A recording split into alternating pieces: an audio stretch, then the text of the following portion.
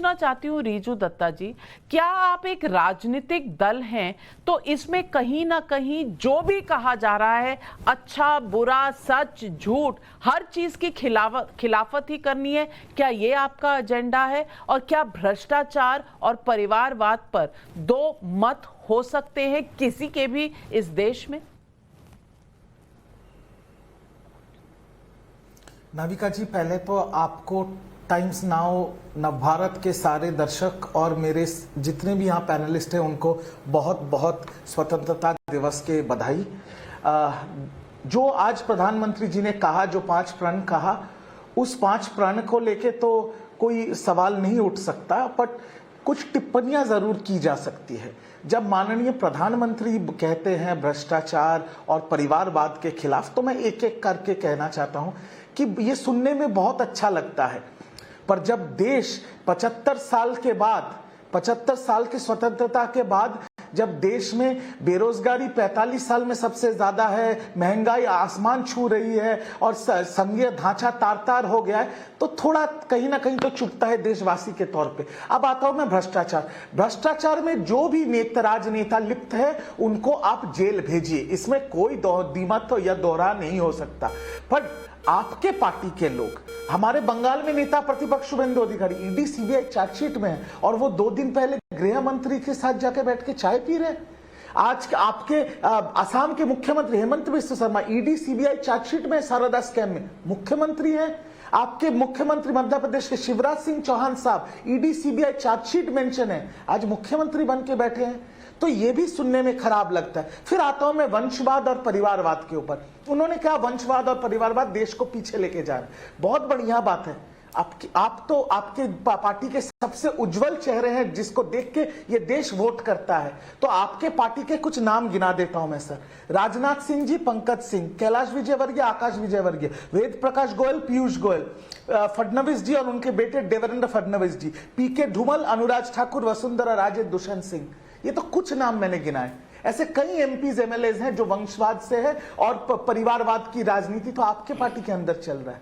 जब आप प्रधानमंत्री के तौर पे कुछ कहेंगे, हम देश की नागरिक के तौर पे उसको मान लेंगे, पर आप जिस पार्टी से आते हैं, जिस राजनीतिक पार्टी से आते हैं, उसका भी थोड़ा आपको समीकरण करना चाहिए ताकि आपके लिए बारे में कोई टिप्पणी ना कर सके। और उन्होंने 5 प्रण दिया, मैं सारा मान लेता हूं, सिवाय एक में मुझे थोड़ी सी आपत्ति है, मैं वो भी कह देता हूं। उन्होंने कहा देश के हर व्यक्ति को अपना धर्म निभाना चाहिए, मैं मानता हूं, पर जो बीजेपी के मेरे हिसाब से सबसे वरिष्ठ नेता हैं भारत रत्न श्री अटल बिहारी वाजपेयी जी, उनको कहा था और सिखाया था कि राजधर्म का पालन भी करना चाहिए। तो प्रधानमंत्री राजधर्म का पालन करे, देश के हित में देश की जनता अपने धर्म का पालन करेगी। और सांसद जी यहां पर है, उनसे सिर्फ एक छोटा सा सवाल, 2014 से 2022 तक एक बीजेपी का नेता का नाम ले लीजिए जो केंद्रीय संस्था जा जिसको पूछताछ किया हो। अरेस्ट करना तो बहुत दूर की बात है, विपक्ष चोर है और आप साधु है, ये तो राजधर्म नहीं हो सकता प्रधानमंत्री जी का। जीवीएल नरसिम्हा राव जी, जवाब दीजिए। सवालों की झड़ी लगा दी है रीजू दत्ता जी। हाँ जी, मेरे तरफ से भी नाविका जी, आपको पैनलिस्ट को, सभी दर्शकों को स्वतंत्रता 75वां दिवस की शुभकामनाएं, बधाइयाँ, ढेर सारे बधाइयाँ। और प्रधानमंत्री जी आज उनका भाषण, आप पिछले 8 भाषणों से भी देखा जाए तो आज का जो भाषण, ये अगले 25 वर्ष में इस देश के लिए एक दिशा तय करने वाली और मार्गदर्शन करने वाली। अगले 25 साल में, जो 75 साल में हमने बहुत कुछ हासिल किया है, बट लेकिन जो अधूरे रह गए हैं, जो एक विकसित राष्ट्र की जो कल्पना है, वो अगले 25 वर्ष में हमको पूरा करना है। ये देश की जनता में, युवा में, महिलाओं में, हर नागरिक में इस प्रकार की एक एस्पिरेशन जगाने की माननीय प्रधानमंत्री जी ने कोशिश किया है। तो इसलिए आज वो एक राजनेता की तरह नहीं, एक राष्ट्र नेता की तरह उनके भाषण रहा है।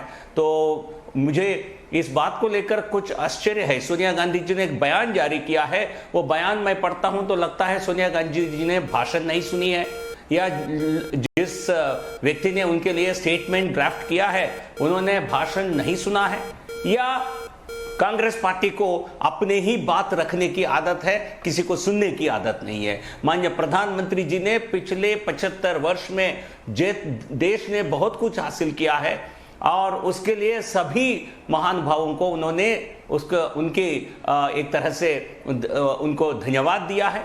और आगे लेकिन हमको पुराने जो गुलामी माइंडसेट को छोड़कर ये इस देश के हर कण में दिखता है।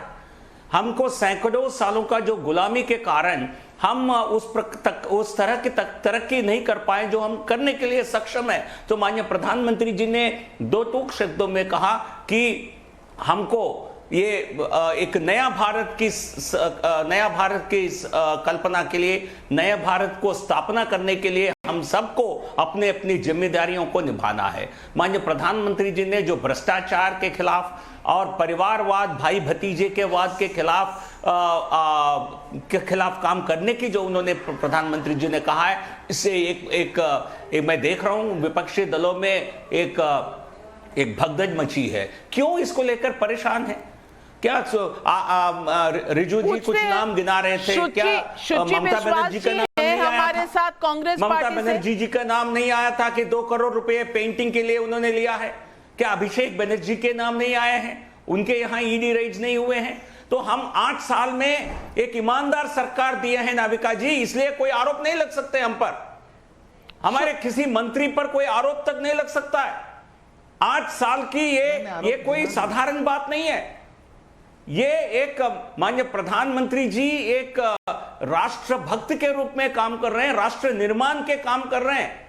तो बाकी सभी दलों को इस बात को लेकर एक दिक्कत है। परिवारवाद की मैं बात करता हूं, ऐसा कौन सा प्रधानमंत्री नरेंद्र मोदी जी का क्या उनका परिवार नहीं है?